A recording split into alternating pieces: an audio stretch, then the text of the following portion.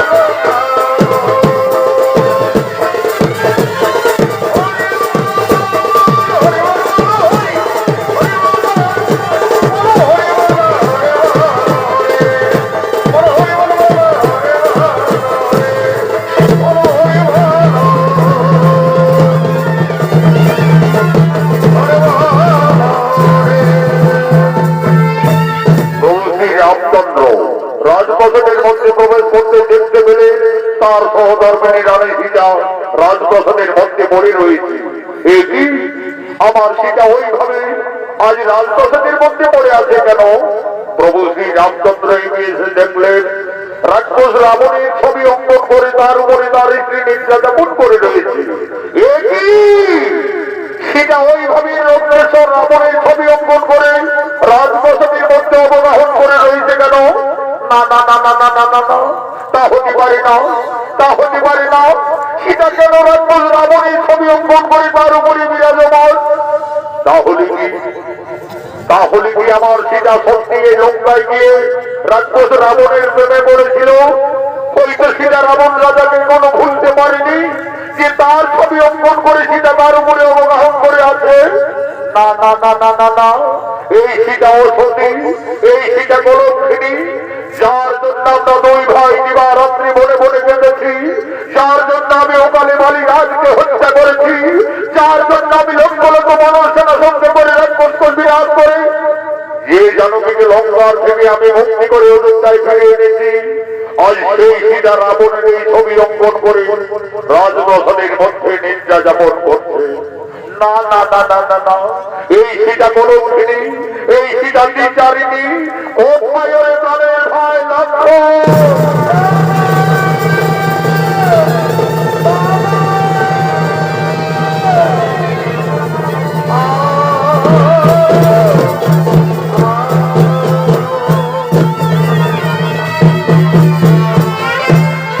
আদেশ করুন দাদা। ওরে ভাই লক্ষ্মণ, ওরে আমার প্রাণের ভাই লক্ষ্মণ, ওই যে করে ভাই আমাদের রানী সীতা রাজপ্রাসাদের মধ্যে রাক্ষস রাবণের ছবি অঙ্কন করে তার উপরে নির্যাতন করে রয়েছে। ওরে ভাই লক্ষ্মণ, এই কলঙ্কিনী হয়তো লঙ্কায় গিয়ে রাক্ষস রাবণের প্রেমে পড়েছিল, হয়তো সীতা রাবণ রাজাকে এখনো ভুলতে পারেনি যে তার ছবি অঙ্কন করে তার উপরে অবগাহন করে রয়েছে।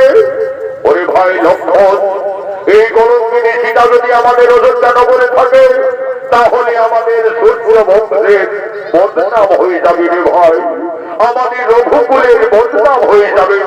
ওরে প্রাণের ভাই লক্ষ্মণ, এই কলঙ্কিনীর আর আমি মুখ দর্শন করতে চাই না। যাও তুমি এই বিচার থেকে দিয়ে এসো নির্বাসনে।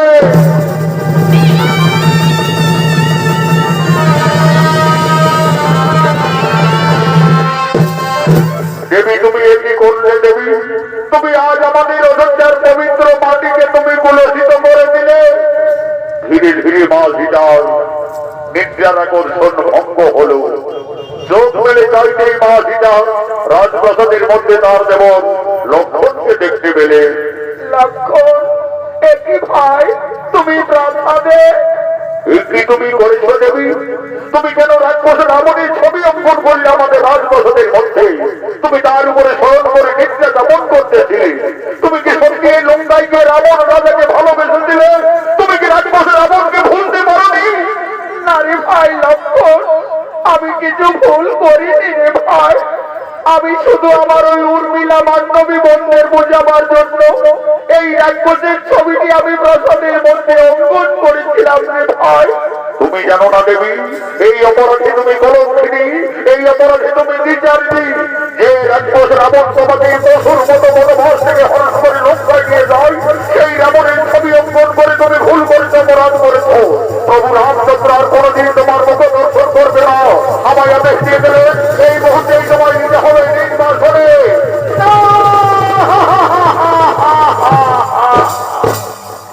হে প্রভু,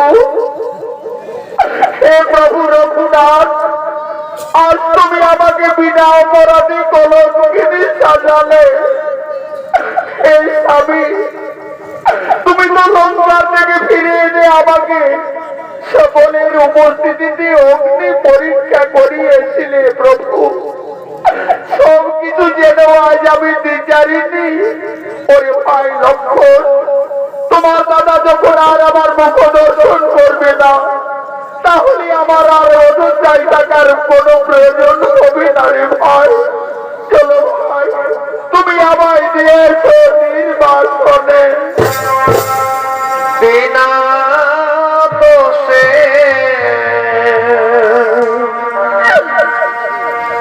বনবাসী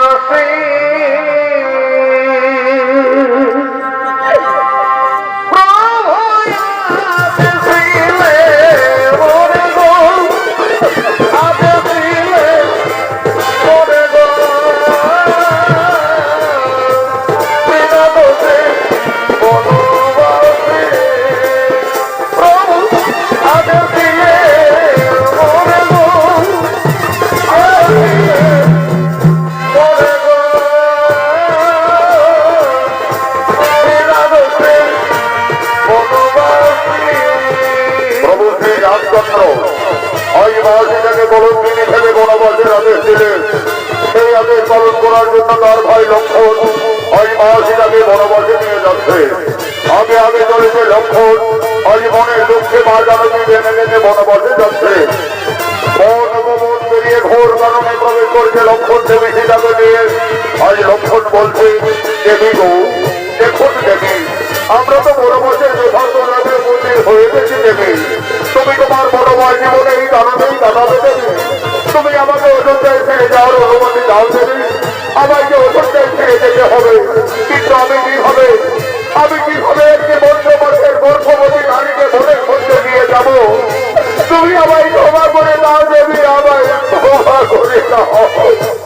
এই জানকীর জন্য আমি 12 বছর রোলাহারি অনিন্দায় ছিলাম। এই জানকীর জন্য আমি তো পেটের মান ভক্তি ধারণ করেছি। আর সেই জানকীকে আমাকে কিভাবে বনের মধ্যে দিয়ে যেতে হবে? আমায় ক্ষমা করে দাও দেবী, আমায় ক্ষমা করে দাও। ওরে ভাই লক্ষণ, তুমি তো তোমার দাদার আদেশ পালন করেছো রে ভাই। তুমি ফিরে যাও ভাই অযোধ্যায়।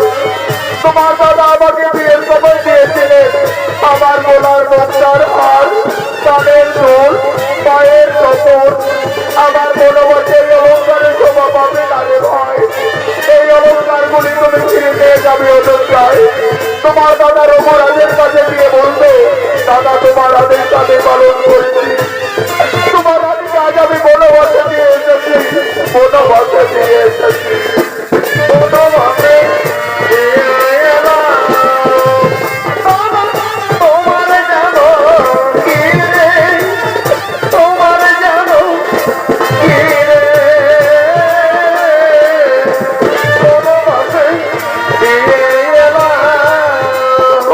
রামচন্দ্র মা সীতাকে বিয়ের সময় যে অলঙ্কার দিয়েছিলেন, আজ মনে দুঃখে মা জানকী বনবাসে কেঁদে কেঁদে গলার মুক্তার হাত, কানের দুল, পায়ের নপুর সমস্ত অলঙ্কার লক্ষণের হাতে তুলে দিলেন।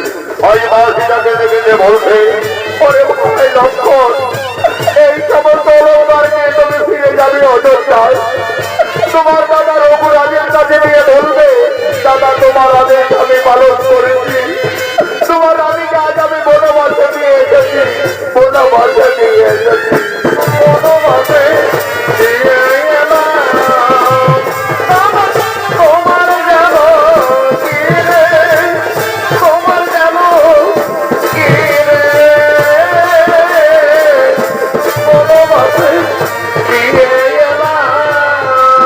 লক্ষণ ফিরে চলে গেলেন অযোধ্যায়। আজ মা সীতা সংসার হারা যেমন দক্ষিণী বনবাসিনী। আজ মা সীতা বনে বনে কাঁদছে, তার নয়নের ধারা অবিরত বইছে। আজ মা সীতা কাঁদছেন আর কেঁদে কেঁদে বলছেন, হে বিধাতা, এখন আমি কোথায় যাব? এই বনবাসে আমি কি খাবো? আমি কিভাবে আমার এই গর্ভের সন্তানে বাঁচাবো?